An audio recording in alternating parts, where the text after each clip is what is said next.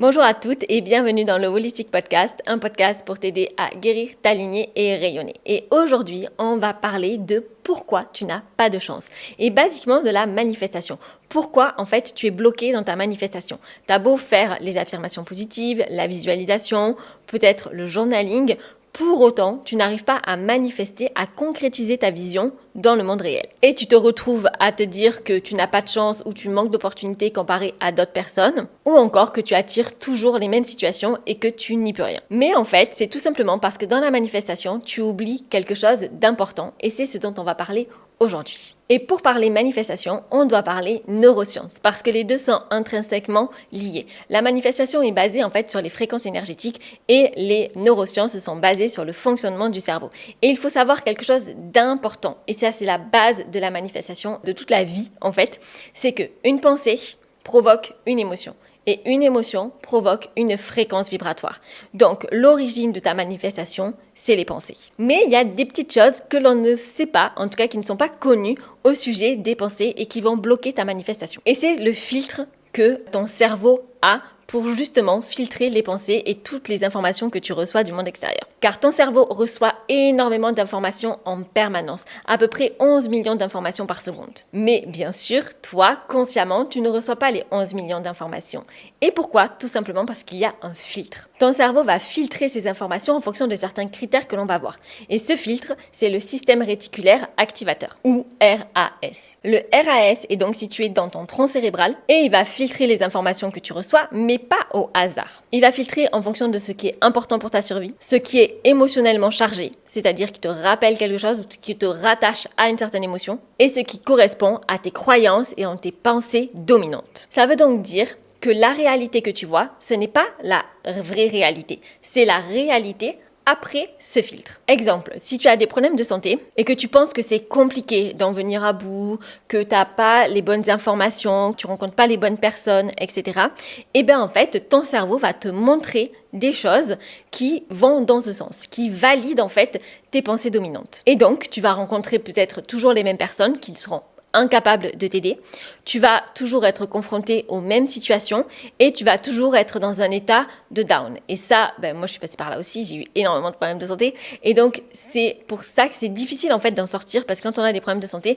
on est dans une boucle en fait, dans un cercle vicieux où on pense qu'à ça et on pense qu'à l'aggravation parce qu'il y a toujours en fait des nouveaux symptômes, des nouveaux trucs, voilà, ça s'aggrave et on voit pas le bout du tunnel. Et en fait, d'entretenir ces schémas de pensée, ça va faire que ce que tu vas voir dans ton environnement, ça ne va pas être des opportunités pour sortir en fait de cet état et de passer de la maladie à la guérison. Au contraire, ça va être que des choses qui vont venir renforcer ton image de ok, je suis malade, j'ai des symptômes et c'est compliqué de m'en sortir. Et c'est en ça que ça va bloquer du coup ta manifestation parce que tu ne vas pas avoir les autres opportunités qui te permettent de guérir effectivement. Que ce soit les bons conseils à suivre, que ce soit les bonnes personnes qui sont mises sur ton chemin, etc. Parce qu'il faut bien comprendre quelque chose, c'est que la manifestation, c'est pas quelque chose de magique. C'est pas on s'assoit le matin, on récite nos affirmations positives, on visualise ce qu'on veut et on attend que par magie, ça arrive. Non, la manifestation en fait, c'est l'univers en fait qui va nous mettre des opportunités, encore faut-il les voir, donc il faut déjà travailler sur ce filtre-là en amont, mais c'est vraiment l'univers qui va nous mettre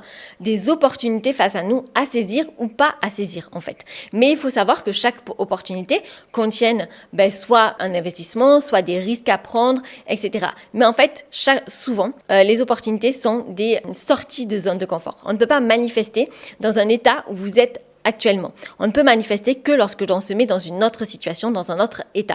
Donc là, aujourd'hui, on parle de l'état mental, mais il y a aussi les situations. Si vous vous mettez toujours dans la même situation, dans la même posture, que vous cherchez les mêmes informations, que vous vous référez aux mêmes personnes, que vous faites la même chose, en fait, vous ne pouvez pas avoir un résultat différent. Et ça, c'est vraiment important. Il faut sortir de sa zone de confort et avoir des actions alignées par rapport à la manifestation que l'on veut réaliser. Donc ça, c'est vraiment important d'avoir le courage, en fait, de sortir de sa zone de confort et de prendre des décisions qui sont potentiellement plus difficiles à prendre ou des engagements qui sont un peu plus difficiles à faire. Mais comme je disais, tout part déjà du filtre. Parce que si votre filtre il est encrassé, vous n'allez même pas voir en fait les bonnes opportunités qui se présentent à vous et encore moins les saisir. Ce filtre est très connu dans les neurosciences et il est relié à ce qu'on appelle le biais de confirmation. C'est-à-dire que ton cerveau a tendance à confirmer à vouloir en tout cas confirmer ce qu'il croit déjà. Déjà, dites-vous que dans votre vie quotidienne, vous appréciez pas tellement, en général, enfin tout le monde, apprécie pas tellement quand quelqu'un vient le contredire.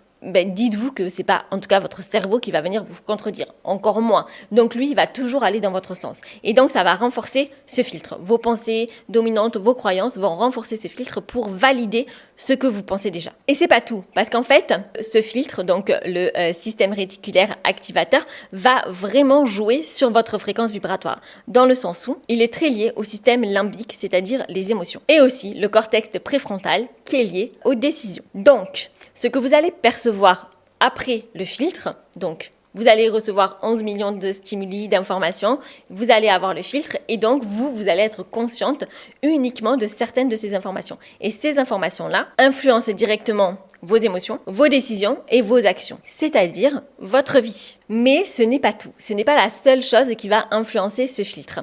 L'état du système nerveux va énormément influencer le filtre. Si tu es en stress chronique, que tu as un cortisol élevé, que tu es en mode survie, que ton système nerveux est en hyperactivation, ton cerveau, qui est du coup en mode survie plus, va clairement changer ses priorités. Il ne va plus chercher à évoluer ou à manifester quoi que ce soit, il va juste chercher à se protéger, à survivre. Et donc, concrètement, qu'est-ce que fait ton cerveau quand il est en mode survie ? En mode survie, c'est ton système nerveux sympathique qui est activé et ton système parasympathique qui l'est beaucoup moins. Résultat, ton attention est orientée vers le danger, tu analyses davantage les problèmes, tu anticipes les risques, tu développes une anxiété sur des scénarios négatifs possibles, tu deviens hyper vigilante, ce qui te rajoute énormément de charge mentale. Et donc, tout ceci réduit ta capacité à voir d'autres choses, forcément. Et c'est comme ça que quand tu es en stress chronique, en mode survie, tu vas beaucoup plus facilement voir ce qui ne va pas, tu vas plus facilement ressentir tous les déséquilibres, tous les symptômes que tu as et tu vas moins percevoir les signaux positifs. Et donc, pourquoi penser positif ne suffit pas à manifester ?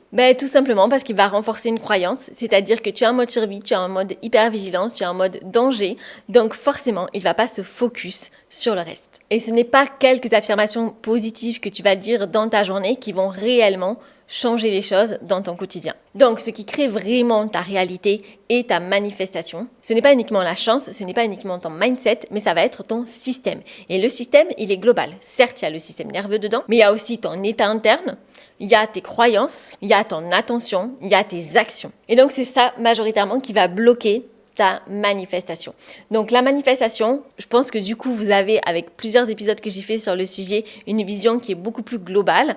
On a déjà les stimuli que l'on reçoit, donc le filtre, le système réticulaire activateur qui va venir filtrer pour que consciemment en fait on ne reçoive que certaines informations et donc en fonction on va être limité dans les informations que l'on reçoit et donc dans les opportunités que l'on va voir, les actions que l'on va prendre et les émotions que l'on va ressentir et du coup tout ça va découler pensée, émotion et fréquence vibratoire et c'est la fréquence vibratoire qui permet d'attirer ce que l'on veut. Donc il y a d'autres éléments aussi à prendre en compte dans la manifestation. Ça va être aussi tout ce qui est alimentation. Il faut savoir que j'ai fait des épisodes par exemple sur le chocolat qui va peut-être sortir la semaine d'après du coup. Les industriels agroalimentaires qui sont en train de faire du chocolat de synthèse ou même quand vous achetez une salade par exemple, je crois que c'est Sodebo, où on voit en fait quand on lit les ingrédients œufs reconstitués. En fait, il y a beaucoup d'aliments dans notre quotidien aujourd'hui qui sont des aliments même pas transformés, mais c'est vraiment juste des aliments qui sont créés dans des laboratoires. Du coup, ces aliments, ils ne sont pas vivants, ils n'ont pas de fréquence.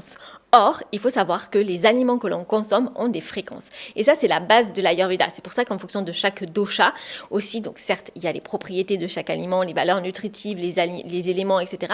Mais il y a aussi en fait la fréquence vibratoire de l'aliment.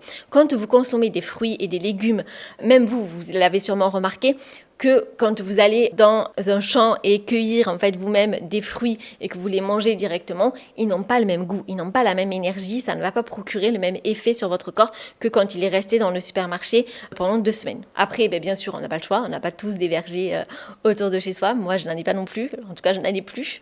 Mais voilà, mais déjà avoir une alimentation la plus vivante possible et c'est aussi absorber une fréquence vibratoire. Et c'est cette fréquence aussi qui va permettre d'augmenter votre fréquence vibratoire à vous parce qu'il y a énormément énormément de choses du coup qui impactent la fréquence vibratoire. Comme on l'a vu, il y a le filtre, le système réticulaire activateur. Il va y avoir les pensées du coup dont découlent ces filtres et vice versa. Mais il va aussi y avoir du coup toutes les émotions, mais il va y avoir ce que vous consommez, comment vous décidez d'agir, l'énergie que vous émettez. Par exemple, si vous n'êtes pas bien et que voilà, vous restez dans cette énergie ou que vous vous forcez un petit peu à sourire, etc., l'énergie que vous émettez vous revient un effet boomerang. Voilà, donc il y a plein de choses à prendre en compte dans la manifestation. Et pour le système réticulaire activateur, c'est vraiment en fait faire un travail de développement personnel aussi. Donc là, il va y avoir plusieurs actions pour décrasser en fait le système réticulaire activateur. Déjà, il va y avoir le fait de, du coup, comme on disait, de travailler sur votre état interne. Voilà, que ce soit le système nerveux, votre santé, etc., pour élever votre fréquence vibratoire, désencrasser un petit peu le système réticulaire activateur. Mais ça ne va pas bien sûr suffire. Il va quand même falloir travailler sur la reprogrammation neuronale. Ça, je le fais aussi avec des clientes. Bien sûr, on travaille sur le système nerveux et le corps. Mais pour qu'elles se sentent plus alignées, on travaille aussi sur la reprogrammation neuronale. Et là, il y a plein d'outils en neurosciences pour reprogrammer et pour que justement, en fait, vos croyances limitantes changent, vos pensées dans votre quotidien changent, etc. pour que votre filtre vous permette de voir d'autres choses, une autre réalité que la réalité négative dans laquelle potentiellement vous êtes. Surtout si vous avez des problèmes de santé, etc. On est vite dans cette réalité négative. Donc il va y avoir ça qui va jouer aussi. Plus du coup, on a vu tout ce qui est alimentation, tout ce qui est mouvement, etc. Vraiment l'énergie. Voilà, j'espère que cet épisode vous a plu et va vous aider à débloquer votre manifestation. Si vous avez besoin d'aide pour justement calmer votre système nerveux, retrouver votre santé physique ou même la reprogrammation neuronale, je vous invite à réserver votre consultation gratuite. Le lien est dans la bio. Et n'oubliez pas de liker, partager et commenter si vous avez des questions cet épisode. Et on se retrouve mardi prochain.